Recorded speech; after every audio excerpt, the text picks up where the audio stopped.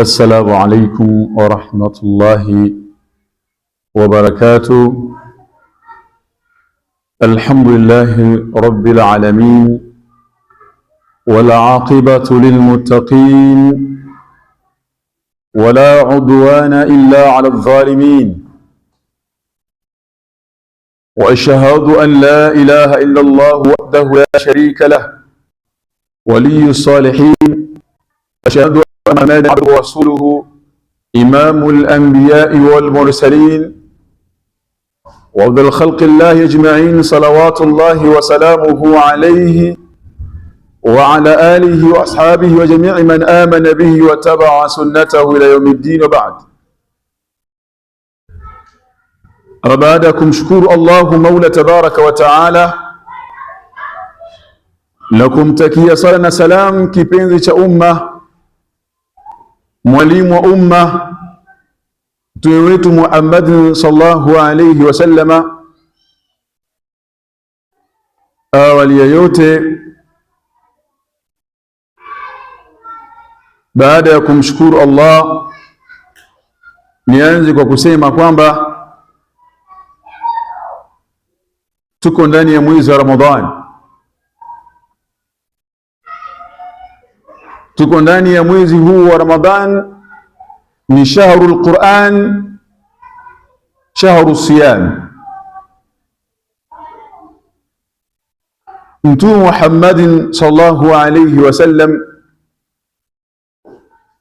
anatuambia ya kwamba ightanimu khamsa qabla khamsi faraghaka qabla shughlik faraghaka qabla shughlika wa ghinaka qabla faqrika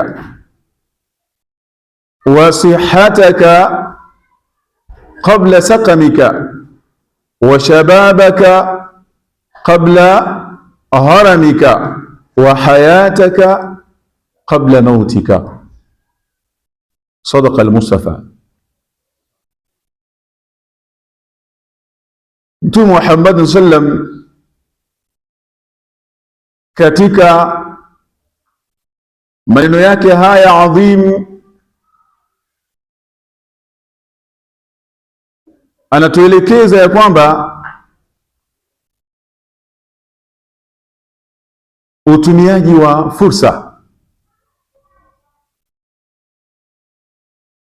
ya kwamba tuko ndani ya mwezi wa Ramadhani, shahru siyam wa shahru al-Quran, kwamba huu ni mwezi kwetu umma wa Kiislamu kokote pale walipo duniani, umesulikuwa kwao ni fursa iliyokuwa adhim. Kwa hivyo, ikiwa hivyo ndivyo ilivyo, kwamba hii ni fursa, na Mtume Muhammad sallallahu alayhi wasallam anatuhimiza juu ya kutumia fursa. Yashughulikie, anasema Mtume sallallahu alayhi wasallam, yashughulikie majambo matano kabla hajakufika majambo matano. Umekuwa na muda, nafasi,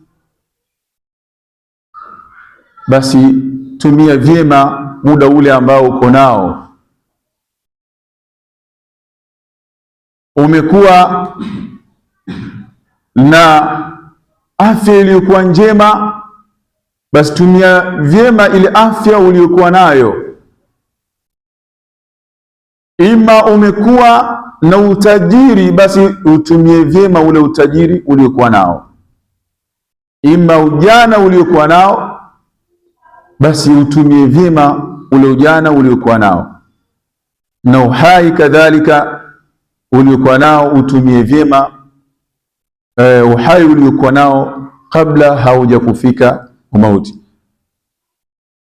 Hayo ni maneno ya kiongozi wetu, mtume wetu Muhammad sallallahu alaihi wasallam, akituhimiza juu ya kutumia fursa. na mahma kan, na vyovyote vile ambavyo utakapokuwa na fursa.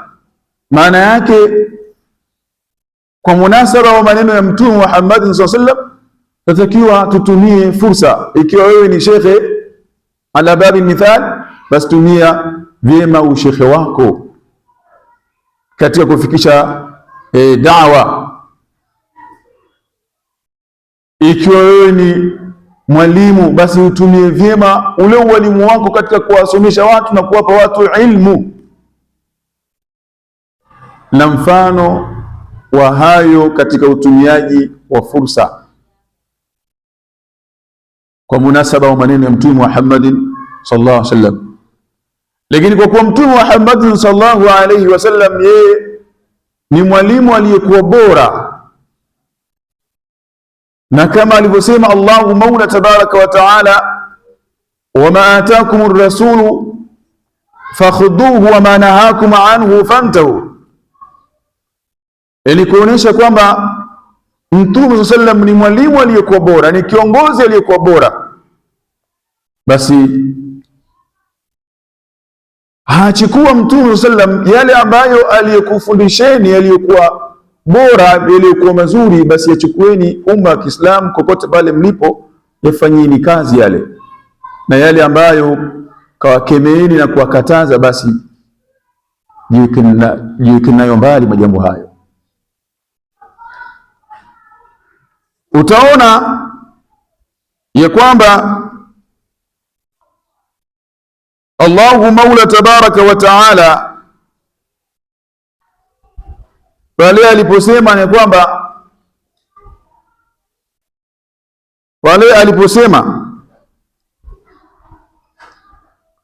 ya kwamba innal ladhina yaakuluna amwala al-yatama dhulman innama yaakuluna fi butunihim nara wa sayaslawna sa'ira, kwamba alalaksi juu ya jambo hili alilolisema Mtume sallam la kutumia vyema fursa. Alalaksi maana yake inawezekana mtu ikawa yeye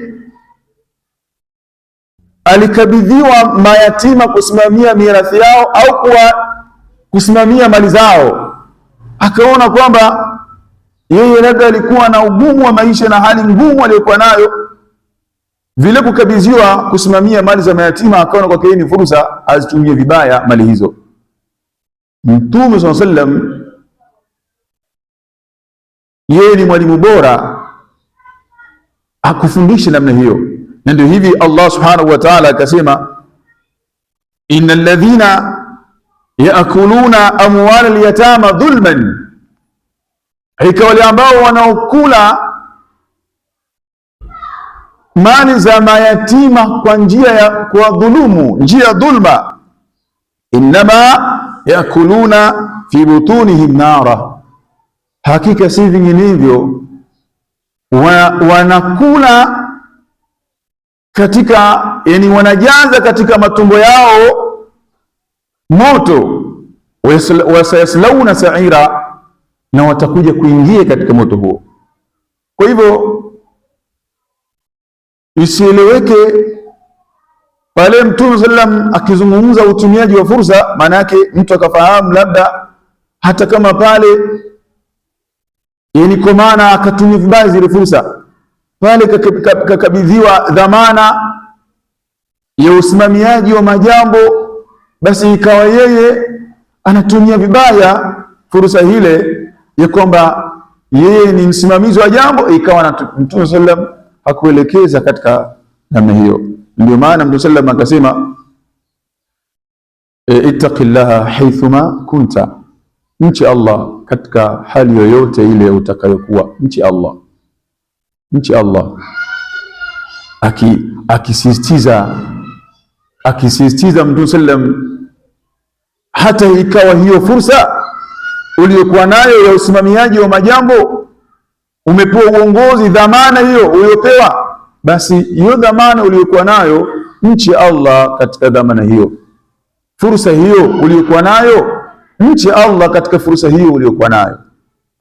Kwa hivyo umma wa Kiislamu, tukirudi kueleza, tuko ndani ya mwezi huu wa Ramadhani, mwezi ambao Allahu Maula tabaraka wa taala ametukunjulia kuwa ni fursa kwetu sisi, ametukunjulia kuwa ni fursa kwetu sisi. Imekuwa ni fursa kwa maana mwezi huu umetufikia sisi kipindi ambacho liko kundi la waja wa Allah wamezaliwa kipindi hiki, bado hawajakuwa mukallafin, hawajaingia katika hali hii ambayo ya taklifu ya sisi kama tuliokuwa nayo ya kutekeleza amri Allah. Lakini vile vile imetufikia fursa hii ya Ramadhan, kipindi ambacho liko kundi la waja wa Allah tayari wameshaondoka duniani. Hapo tadabbar Muislam kwamba uone uko ndani ya kipindi ambacho kilichokuwa adhim, ni fursa iliyokuwa adhim, yapaswa juu yako kuitumia vyema fursa hii.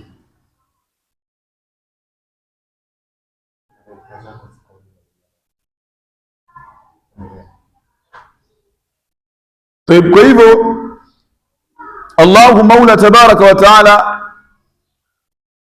akatusemeza ndani ya Qur'an, akatuambia ya kwamba ya ayyuhalladhina amanu kutiba alaykumus siyama kama kutiba ala alladhina min qablikum la'allakum tattaqun, enyi wale ambao mmeamini, mmelazimishwa juu yenu ibada hiyo ya funga kama vile ambavyo walivyofardhishiwa wale ambao waliokuwa kabla yenu, la'allakum tattaqun, ili mpate kuwa wacha Mungu. Kwa hivyo umma wa Kiislamu, alaina ni kwamba tuko ndani ya kipindi hiki cha Ramadhan. Allahu Maula tabaraka wa taala amejalia kwetu ni fursa, tutakiwa tuitumie vyema fursa hii kutekeleza ibada ya saum katika namna ile ya kisheria inayotakikana.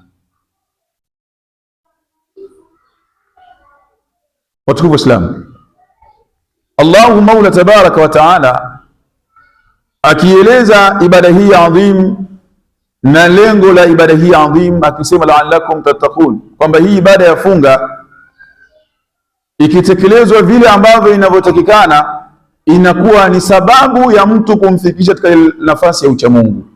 Allahu akbar! Inakuwa ni sababu ya kumfikisha mtu katika daraja ya uchamungu. Kwa maana ikiwa saum inawezekana kuwa ndio sababu ya kumfikisha mtu kwenye daraja ya uchamungu, basi ifahamike kwamba hapo kuna adabu za saum. Yapaswa yule amfungaji anayetekeleza ibada hiyo ya funga azingatie zile adabu za saum, azingatie adabu za saum ili ifunga imfikishe katika ile daraja ya uchamungu. Ndio Mtume Muhammadin sallallahu alayhi wasallam anasema ya kwamba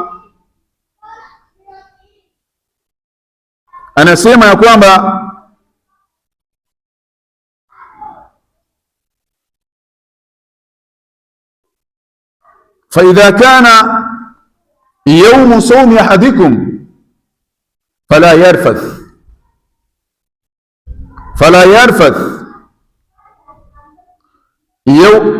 yarfath yawmin wala yaskhab fa in sabbahu ahadan au qatalahu falyaqul inni mru'un saimun.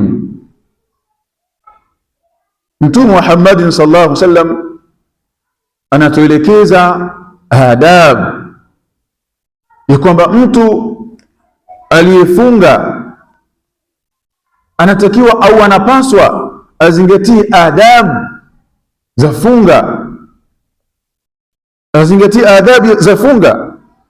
Mtume akasema hivyo kwamba atakapokuwa mmoja wenu amefunga, basi akasema fala yarfath, asifanye mambo machafu, asizungumze lugha zilizokuwa mbaya, lugha chafu siku hiyo. Wala yaskhab, na wala asiwe ni mtu wa kupayuka payuka ovyo ovyo. Hizo ni adabu za funga. Fa in sabbahu ahadun, akasema Mtume sallam, na endapo ilitokea alitukanwa na yoyote, au qatalahu, au akatokea hali ya kugombana na yoyote, falyaqul, basi aseme yule mfungaji, inni saimun, inni mruun saimun, kwamba mimi ni mtu ambaye nilifunga, mimi niko ndani ya ibada ya saum. Kwa hivyo adabu za saum hazinitaki mimi niwe ni mtu ambaye mwenye kuwa na magomvi, mwenye kupayuka payuka, mwenye kuzungumza lugha mbaya, mwenye kufanya mambo machafu. Kwa hivyo adabu za saum anazieleza Mtume sallam kwamba ili zifikishe mtu katika ile daraja ya ucha Mungu, anapaswa azingatie adabu hizo. Kwa hivyo kwa ufupi, tutosheke na yale ambayo tayari tumeshayasema, na Allah ajalie haya ambayo tumeyasema yawe yenye kuleta manufaa katika ibada zetu zote, na atujalie mwisho uliokuwa mwema, atujalie saumu zetu ziwe ni makbul indahu. Wa sallallahu alkarim ala sayyidina Muhammad wa ala alihi wa ashabihi sallim, walhamdulillahi rabbil alamin. Wassalamu alaykum wa rahmatullahi wa barakatuh. Ndugu wapenzi na wafuatiliaji wa channel yetu ya YouTube Abu Othman TV, kama ambavyo mlivyosikiliza hutuba ya shekhe wetu Al-Ustadh Ibrahimu kutoka Masjidul Ihtisam iliyopo Mbezi Mwisho Msakuzi jijini Dar es Salaam, kubwa ni kuyazingatia yale yaliyosemwa katika mazuri, lakini na kuyaepuka yale ambayo yamekatazwa, hususan katika mfungo mwema huu wa mwezi mtukufu wa Ramadhani. Na nikiwa ni mkurugenzi mkuu wa Abu Othman TV, ni kuombeni mshare ujumbe huu, maanake kama wewe Mungu amekujalia umeweza kufikia ujumbe huu, dawa hii ukaweza ukaifuatilia na ukaisikiliza kupitia vyombo vyetu, basi itakuwa umefanya khiana ikiwa hutogusa alama ya kushare ukawapa na ndugu zako wengine, ikawa dawa ya mwalimu wetu ikawa ndio chanzo cha kufika mbali, ikamfikia mwingine mtu yuko huko. Lakini wewe ukiishare kwenye WhatsApp na kwingine, itakuwa na wewe pia umefanya dawa, yani umeisaidia dawa kuweza kuenea katika sehemu mbalimbali. Baada ya kusema haya, sina la kusema zaidi isipokuwa ni kuwashukuru, na muendelee kutufuatilia katika vyombo vyetu hivi vya Abu Othman TV. Wama alaina illa albalaghul mubin. Wassalamu alaikum wa rahmatullahi wa barakatuh.